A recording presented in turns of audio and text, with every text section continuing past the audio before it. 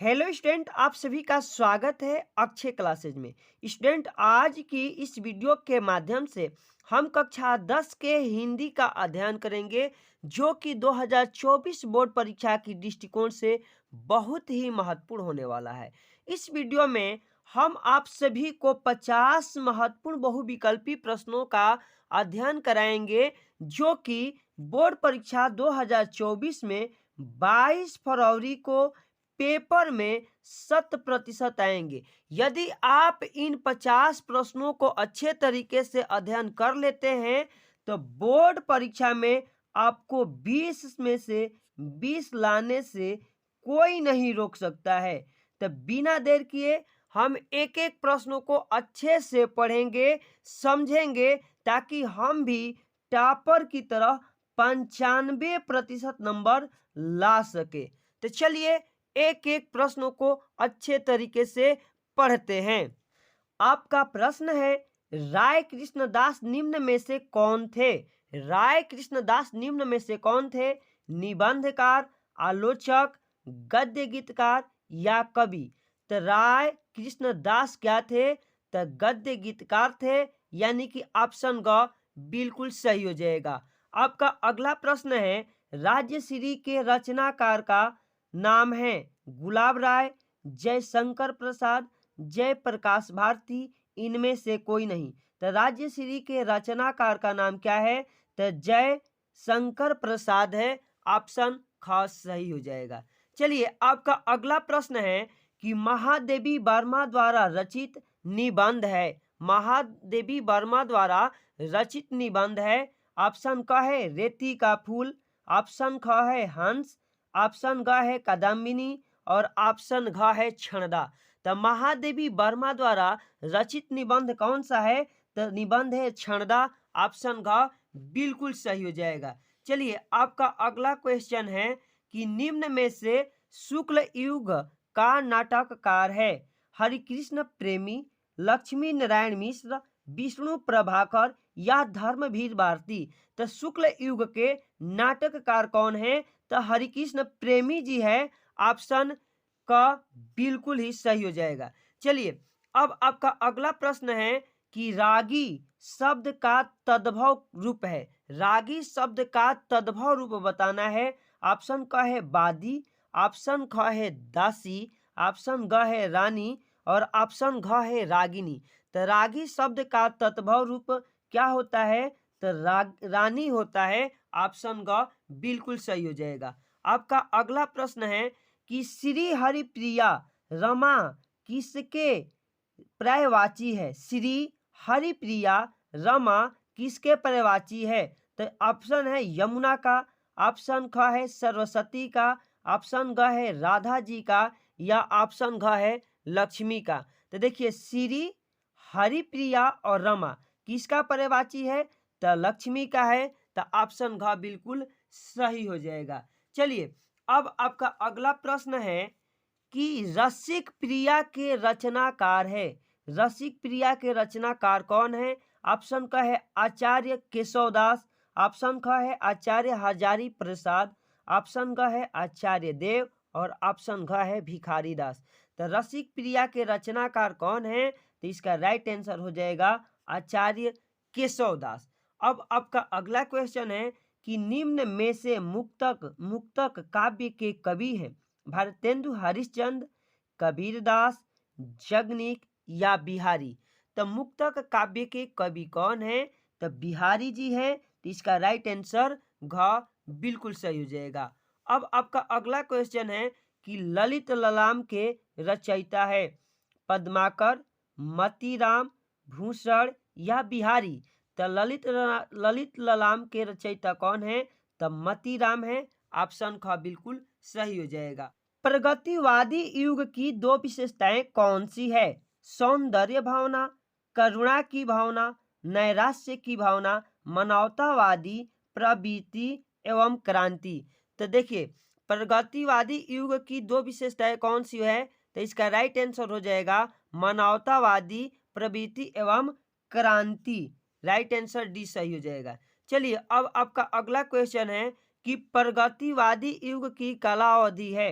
1850 ईस्वी से 1900 ईस्वी तक, 1943 ईस्वी से 1953 ईस्वी तक, 1936 ईस्वी से 1943 ईस्वी तक, या 1953 ईस्वी से 1960 ईस्वी तक। तब प्रगतिवादी युग की कालावधि कब से कब है? तो 1936 ईस्वी से 1943 ईस्वी तक, यानी ऑप्शन ग बिल्कुल सही हो जाएगा।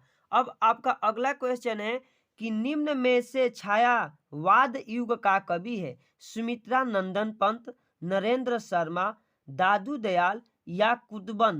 तो निम्न में से छायावादी युग का कवि कौन है?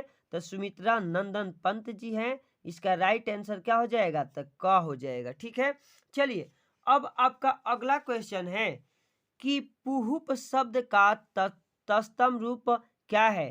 पुत्र, पुष्प, भक्त या वात। तब पुहुप शब्द का तत्सम रूप क्या होता है? तब पुष्प होता है, यानी कि राइट आंसर ख हो जाएगा। चलिए अब आपका अगला क्वेश्चन है स्कंद शब्द का तत्भव रूप होगा? तखना, घुटना, कंधा या कमर। तो स्कंद शब्द का तत्भव रूप क्या होता है? तो कंधा होता है। ऑप्शन ग बिल्कुल सही हो जाएगा। अब आपका अगला क्वेश्चन है कि धनुष शब्द का पर्यायवाची शब्द है। धनुष शब्द का पर्यायवाची शब्द क्या है? ऑप्शन है अस्मि, कुलिस, कोदंड या पवि। तो धनुष शब्द का पर्यायवाची क्या होता है? कोदंड होता है। ऑप्शन ग बिल्कुल सही हो जाएगा। अब आपका अगला क्वेश्चन है कि गुलाब राय द्वारा रचित आत्मकथा कौन सी है? गुलाब राय द्वारा रचित आत्मकथा कौन सी है? मेरी असफलताएं, मन की बातें, नई पौध या मेरा जीवन प्रवाह।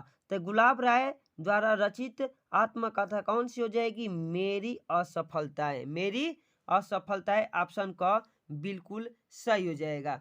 अब आपका अगला प्रश्न है राज्यश्री के रचनाकार है? गुलाब राय, जयशंकर प्रसाद, जयप्रकाश भारती, इनमें से कोई नहीं। तो राज्यश्री के रचनाकार कौन हो जाएंगे? जयशंकर प्रसाद। ऑप्शन ख बिल्कुल सही हो जाएगा।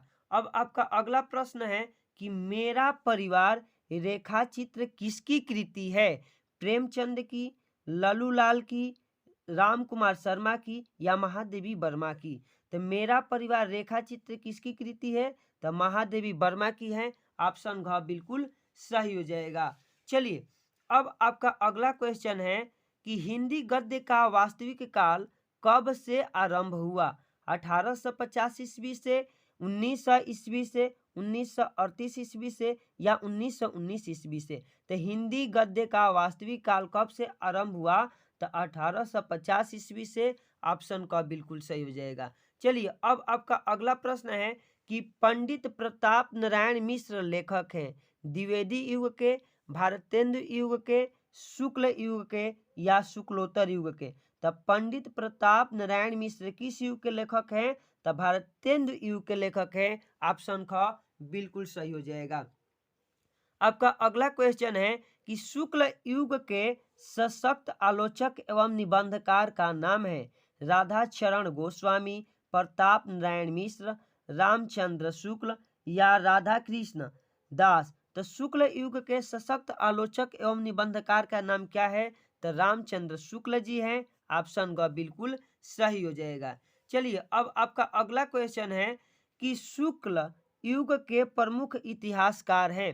बाबू गुलाब राय, डॉक्टर नागेंद्र, हजारी प्रसाद द्विवेदी या इनमें से कोई नहीं। तो शुक्ल युग के प्रमुख इतिहासकार कौन है? तो इसका राइट आंसर हो जाएगा बाबू गुलाब राय, यानी कि ऑप्शन का बिल्कुल सही हो जाएगा। चलिए अब आपका अगला प्रश्न है कि रसखान किस काल की किस शाखा के कवि है? आपको बताना है कि रसखान जी का कौन सी काल था और किस शाखा के कवि थे। रीति काल की कृष्ण भक्ति शाखा, भक्ति काल की निर्गुण भक्ति शाखा, भक्ति काल की सगुण भक्ति शाखा या इनमें से कोई नहीं। तो रसखान दास जी किस काल किस शाखा के कवि थे? तो इसका राइट आंसर हो जाएगा कि भक्ति काल की सगुण भक्ति शाखा के कवि थे। ऑप्शन ग बिल्कुल सही हो जाएगा। चलिए अब आपका अगला प्रश्न है कि निम्न में से रीतिकाल की कालावधि है? 743 ईस्वी से 1343 ईस्वी तक, 1343 ईस्वी से 1643 ईस्वी तक, 1843 ईस्वी से आज तक, या 1643 ईस्वी से 1843 ईस्वी तक। तो इसका राइट आंसर हो जाएगा रीतिकाल की कालावधि कब से कब तक है? तो 1643 ईस्वी से 1843 ईस्वी तक, यानी ऑप्शन घ बिल्कुल सही हो जाएगा। चलिए अब आपका अगला क्वेश्चन है कि सप्तर्षि का समास विग्रह है। ऋषियों का समाहार, 7 ऋषियों का समूह, सप्ते प्लस ऋषि, या सप्त सिंधुओं का समूह। तो सप्तर्षि शब्द का समास विग्रह क्या हो जाता है? तो 7 ऋषियों का समूह होता है। ऑप्शन ख बिल्कुल सही हो जाएगा। आपका अगला प्रश्न है कि सुख दुख में समास है। सुख और दुख में कौन सा समास है? द्विगु समास, अव्ययी भाव समास, कर्मधारय समास, या द्वंद्व समास। तो सुख दुख में कौन सा समास हो जाएगा? द्वंद्व समास हो जाएगा। ऑप्शन घ बिल्कुल सही हो जाएगा। चलिए आपका अगला प्रश्न है, काज शब्द का तत्सम रूप है कर्म, छिद्र, कार्य, या श्रम। तो काज शब्द का तत्सम रूप कौन सा हो जाएगा? तो कार्य हो जाएगा। क्या हो जाएगा? कार्य हो जाएगा। ऑप्शन ग बिल्कुल सही हो जाएगा। चलिए आपका अगला प्रश्न है कि तालाब शब्द का तत्सम शब्द होगा तड़ाग, समुद्र, झील, या महासागर। तो तालाब शब्द का तत्सम रूप कौन सा होता है? तो तड़ाग होता है। ऑप्शन क बिल्कुल सही हो जाएगा। चलिए अब आपका अगला प्रश्न है, विनायक, बालभद्र किस शब्द के पर्यायवाची हैं? विनायक और बालभद्र किस शब्द के पर्यायवाची है? ऑप्शन क है देवता, ऑप्शन ख है गणेश, ऑप्शन ग है इंद्र, या शिव। तो देखिए बालभद्र और विनायक किसके पर्यायवाची हैं? तो गणेश जी के पर्यायवाची हैं। ऑप्शन ख बिल्कुल सही हो जाएगा। चलिए अब आपका अगला क्वेश्चन है कि अश्व शब्द के पर्यायवाची है पिंक, प्रभृत, विहंग, द्विज, तुरंग, है, मरकट, और कपि। तो देखिए अश्व शब्द, अश्व घोड़ा का पर्यायवाची है। तो अश्व शब्द का पर्यायवाची क्या हो जाएगा? तो तुरंग और है। ऑप्शन ग बिल्कुल सही हो जाएगा। चलिए अब आपका अगला प्रश्न है कि परि उपसर्ग लगा करके सही शब्द बनेगा। आपको ध्यान से बताना है। परिपूर्ण, परामर्श, पुरुषोत्तम, या परीक्षण। तो उपसर्ग पहले समझिए। उपसर्ग क्या होता है? तो उपसर्ग जो है शब्दांश होते हैं जो किसी भी मूल शब्द के आगे लग करके उसका अर्थ ही बदल देते हैं। चलिए परि उपसर्ग किस में लगा है? तब परिपूर्ण में लगा है। पूर्ण में परि लग करके परिपूर्ण बना है। तो ऑप्शन क बिल्कुल यहाँ पे सही हो जाएगा। चलिए अनु उपसर्ग लगाकर सही शब्द बनेगा अनुभाव, अनैचित, अनाचार, या अंत्योदय। तो अनु उपसर्ग लगा करके कौन सा सही शब्द बनेगा? तो इसका राइट आंसर हो जाएगा कि अनुभाव। देखिए यहाँ भाव में अनु जुड़ा है। क्या जुड़ा है? अनु जुड़ा है। तो अनुभाव हो गया है। चलिए अब आपका अगला क्वेश्चन है कि शताब्दी शब्द का समास विग्रह होता है। शताब्दी का मतलब ही होता है 100। चलिए 100 वर्षों का समूह, 100 दिनों का समूह, 100 महीनों का समूह, इनमें से कोई नहीं। तो शताब्दी का समास विग्रह क्या हो जाएगा? 100 वर्षों का समूह। 100 वर्षों का समूह को हम लोग शताब्दी भी कहते हैं। चलिए अब आपका अगला क्वेश्चन है कि अच्छ शब्द का तत्भव शब्द क्या होगा? आंख, कान, भव, या दांत। तो अच्छ शब्द का तत्भव शब्द क्या होगा? तो वो आंख होगा। ऑप्शन का बिल्कुल सही हो जाएगा। अब आपका अगला क्वेश्चन है कि बादल शब्द का पर्यायवाची है पिलांक सस्य, टणित चपला, अम्बुद पयोद, वृष्टि बछावर। तो देखिए बादल शब्द का पर्यायवाची क्या हो जाएगा? तो अम्बुद और पयोद होता है। ऑप्शन ग बिल्कुल सही हो जाएगा। चलिए अब आपका अगला क्वेश्चन है कि लोकायतन के रचनाकार है सूर्यकांत त्रिपाठी निराला, जयशंकर प्रसाद, सुमित्रा नंदन पंत, या महादेवी वर्मा। तो देखिए लोकायतन के रचनाकार कौन से हो जाएंगे? तो सुमित्रा नंदन पंत हो जाएंगे। यानी कि ऑप्शन ग बिल्कुल सही हो जाएगा।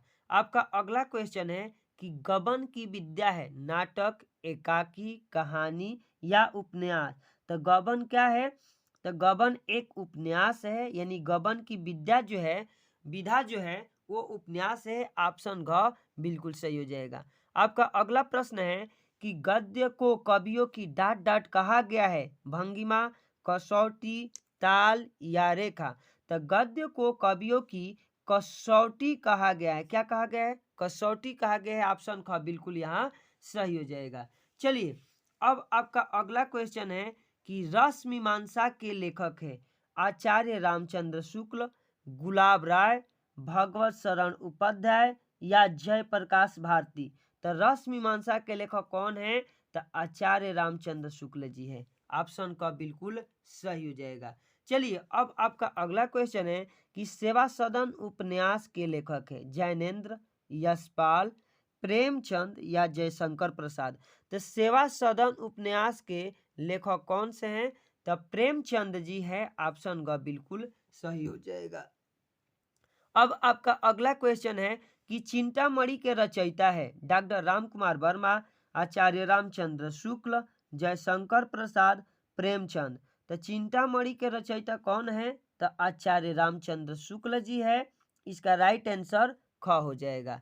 चलिए, अब आपका अगला क्वेश्चन है कि हंस पत्रिका के संपादक है मुंशी प्रेमचंद, जयशंकर प्रसाद, निराला या महादेवी वर्मा। तो हंस पत्रिका के संपादक कौन है? तो मुंशी प्रेमचंद जी है। ऑप्शन का बिल्कुल सही हो जाएगा। अब चलिए, आपका अगला क्वेश्चन है कि हरिमुख मनहु मयंक पंक्ति में अलंकार है। तो देखिए, जहां कहीं भी मैं बताया हूं कि मनहु, जनहु, मनो और जनो शब्द जहां कहीं भी दिख जाए तो वहां आपको कुछ सोचना नहीं है, क्या लगा देना है? तो उत्प्रेक्षा अलंकार। तो इसका राइट आंसर क्या हो जाएगा? उत्प्रेक्षा अलंकार हो जाएगा। चलिए, आपका अगला क्वेश्चन है कि चरण कमल बंदो हरिराई उपयुक्त पंक्ति में अलंकार है। उपयुक्त पंक्ति में कौन सा अलंकार है? उपमा, रूपक, उत्प्रेक्षा या यमक। तो देखिए, चरण कमल बंदो हरिराई में कौन सा अलंकार होता है? तो रूपक अलंकार होता है। इसमें जो चरण की कल्पना जो है कमल से की गई है या तुलना कमल से की गई है। चलिए, मैं विद्यार्थी हूँ अर्थ के आधार पर वाक्य का भेद क्या है? मैं विद्यार्थी हूँ अर्थ के आधार पर वाक्य का भेद क्या है? संकेतवाचक, आज्ञावाचक, इच्छावाचक या विधानवाचक। तो इसका राइट आंसर हो जाएगा विधानवाचक। क्या हो जाएगा? विधानवाचक। ऑप्शन डी बिल्कुल सही हो जाएगा। चलिए, अब आपका अगला प्रश्न है कि गोदान किस युग का उपन्यास है? शुक्ल युग का, शुक्लोत्तर युग का, द्विवेदी युग का या आधुनिक युग का। तो गोदान किस युग का उपन्यास है? तो इसका राइट आंसर हो जाएगा शुक्ल युग का, यानी कि ऑप्शन का बिल्कुल सही हो जाएगा। आपका अगला क्वेश्चन है कि ध्रुव स्वामिनी नाटक के लेखक हैं हरिकृष्ण प्रेमी, जयशंकर प्रसाद, विष्णु प्रभाकर, मोहन राकेश। तो ध्रुव स्वामिनी नाटक के लेखक कौन है? जयशंकर प्रसाद जी हैं। ऑप्शन का बिल्कुल सही हो जाएगा। अब आपका अगला प्रश्न है कि शुक्ल युग की कालावधि है 1850 ईस्वी से 1900 ईस्वी तक, 1900 ईस्वी से 1920 ईस्वी तक, 1919 से 1938 ईस्वी तक, 1938 से 1947 ईस्वी तक। तो शुक्ल युग की कालावधि क्या है? तो ग हो जाएगा 1919 से 1938 ईस्वी तक। इसका राइट आंसर क्या हो जाएगा? ग हो जाएगा। चलिए, अब आपका अगला क्वेश्चन है कि मुंशी प्रेमचंद द्वारा संपादित पत्रिकाएं हैं मर्यादा और हंस, छाया और प्रभा, सुधा और हंस, सरस्वती। तो देखिए, मुंशी प्रेमचंद द्वारा संपादित पत्रिकाएं कौन कौन से हैं? तो हंस और मर्यादा, मर्यादा और हंस दोनों हैं। तो इसका राइट आंसर का हो जाएगा। चलिए, अब आपका अगला क्वेश्चन है और अंतिम क्वेश्चन है कि कृति कंकाल के लेखक हैं मैथिली शरण गुप्त, राम कुमार वर्मा, मुंशी प्रेमचंद, जयशंकर प्रसाद। तो कृति कंकाल के लेखक कौन है? तो इसका राइट आंसर हो जाएगा जयशंकर प्रसाद जी। क्या हो जाएगा? जयशंकर प्रसाद जी। ऑप्शन घ बिल्कुल सही हो जाएगा। तो स्टूडेंट, इस तरह से 50 के 50 50 के 50 हम लोग महत्वपूर्ण बहुविकल्पी प्रश्नों का अध्ययन कर लिए। अगर हमारी वीडियो आप लोग को अच्छी लगी तो वीडियो को लाइक करिए और हमारे चैनल को सब्सक्राइब कर लीजिए।